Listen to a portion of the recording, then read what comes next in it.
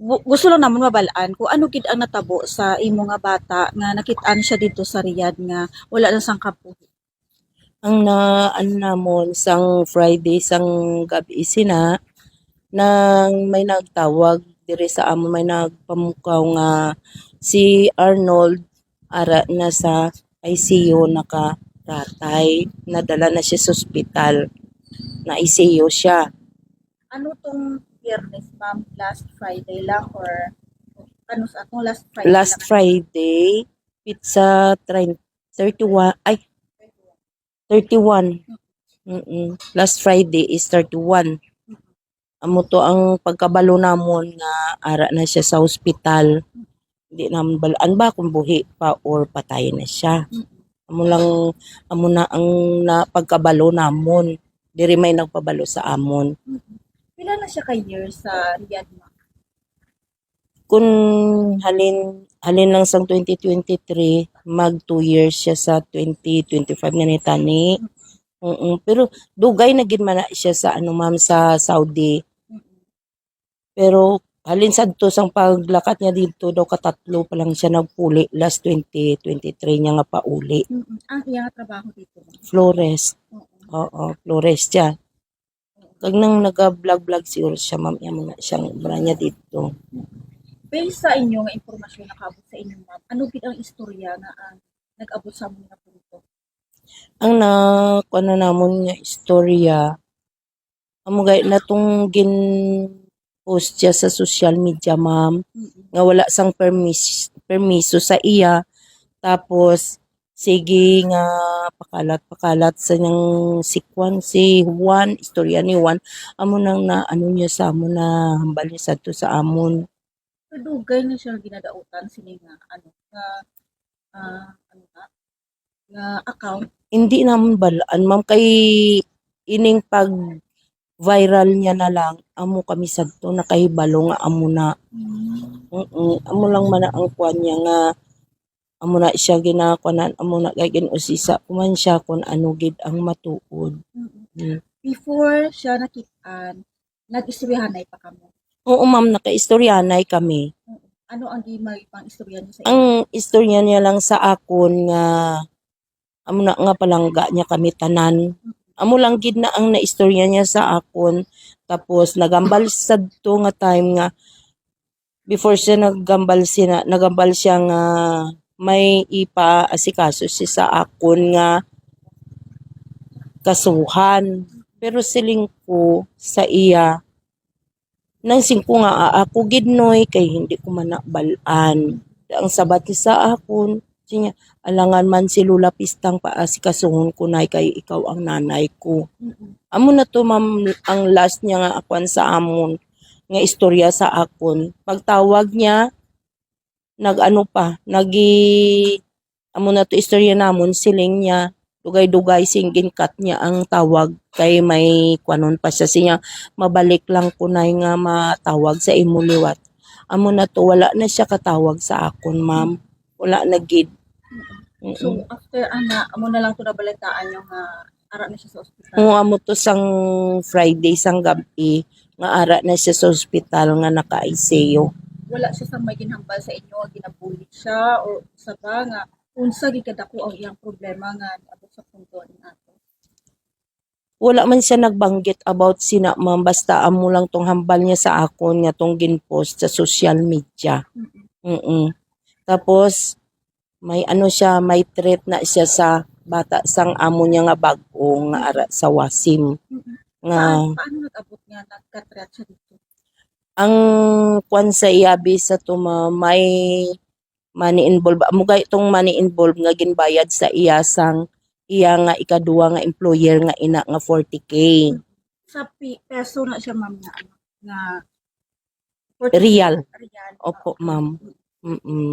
Kaya mo to nga siling ko kung makaubra ka dira bayran mo ina. Siko kay gamay lang man na pilalong man lang nimo na kakwan swelduhan. Amo na ang hambal ko si niya huunay. Siya. Tapos di amo gay itong dahilan ma'am nga hindi siya makaubra maayo kay siyempre gaubra siya nubo ang sahod Tapos ang overtime niya, wala sang bayad. Tapos ang hambal niya sa akon pagid, ang iban ko nga kaupdanan, naga pag-abot sang time, makapauli man. Pero siya, kung ano nga mga occasion kasal, siya ang nagaobra, siya lang gid. Wala siya sang ano. Ma'am, Di bala, nagaabtan siya madaling araw daw sa trabaho niya. Pero ginahatag niya ang best niya hasta nga tapos niya gid nga malipay ang iya employer nga nagkuan sa iya. naghalin siya dito sa bago niya nga amo. Amo to naghalin siya ma'am kay amo gani na tungod sa sweldo kag ang iya nga obra didto patay-patay wala sang bayad ang overtime niya. Amo na basta amo nang kuan ko nabalaan ko kay tanan-tanan may ginsent na siya sa magulang niya pati tong threat sang bata sang iya nga amo. Amo na nga didto daw sa lugar nga ato didto siya mapatay.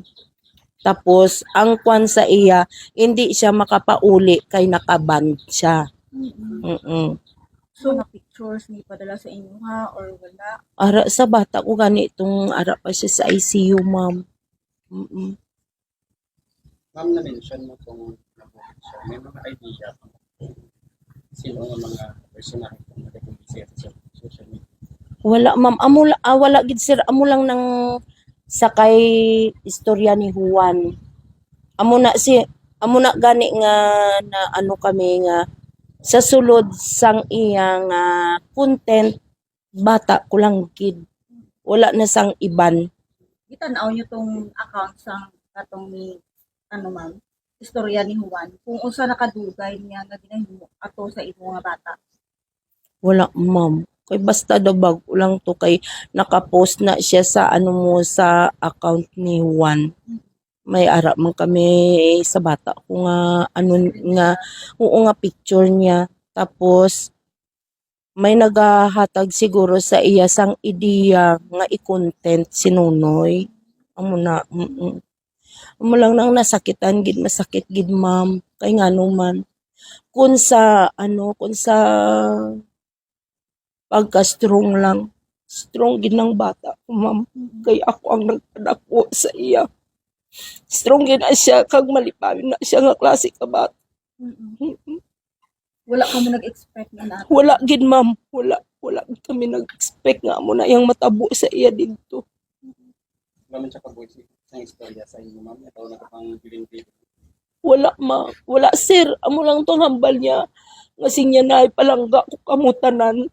And then amo tong nag-post niya nga, Lord, ikaw na lang bahala sa pamilya ko. Amo na, why kami concealing nga mga conversation pa kami nga malawig, ma'am, wala na gid. Wala. Bakit kami na-ambal sa inyo, ma'am, mga problema? Wala na siya kasugi kay bisan ako mismo mag-istorya sa iya, noy, ano gid bala ang problema mo? Sininya wala na iya. Wala. Kaya ko ni using ko ikaw pa kaya mo na mga ambal ko, ma'am. So, ma'am, pagkatapos na natabo sa inyong bata, ano ang inyong mensahe dito sa mga tao nga mamba nato nga nagpasakit sa iya or nagpuli sa iya, nag-post sa amo sini sa iya? Ako lang tani mahambal nga kun wala man lang sila sang proof kag wala sila sang mahimo sa ilang nga kabuhi, hindi sila mangguba sang kabuhi sang dignidad sang ilang nga pareho nga OFW. Dapat magpaningkamot man sila nga makabulig sila sa pamilya nila, hindi nga mag-post sila sang wala sang pahanugot bala nga amo sinagubon ang kabuhi sang pareho nila. Munang akon ginakuan kagusto ko tani, ma'am, nga mabuligan nyo kami nga kung ano ang kuan sina ni istorya ni Juan sa ginhimo niya, kung ano ang mahimo namon nga mabadman siya sa sa iyang ginapangobrahan. Kagusto ko kung mabad siya sa tanan nga bansa, hindi na siya makakuan man kay hindi siya maayo nga impluwensya sa mga tawo nga nagaobra sa iban nga pungsod ang pangguba. Amo ang ginahimo nila, amo nang ginakuan ko lang gusto ko man nga mahatagan man sang leksyon kag mahatagan man sang Hustisya ang ginimo nila sa bata ko, ma'am. Ma'am, kung nagapaminaw karon ang mga bata, ano imong mensahe sa iya? Kung nagapamati man subong si Nunoy, Noy, tani ko na nung problema. Nag-istorya ka man sa amon, pero wala git. Tani, kung ano mga natabo sa imo, tani, pabatya ko mo man kami kung ano ang dapat namon nga himuon.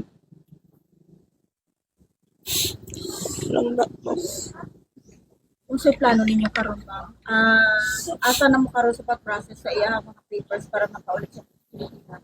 Ara sa uwa, ma'am, ara subong ang bata ko dito. Ang ako lang gusto, ma'am, nga mapadali dahil siya nga makapauli para nga mahimos manamon siya sang maayo. Mulang na, Diri man po sa dapat haya. diri sa balay.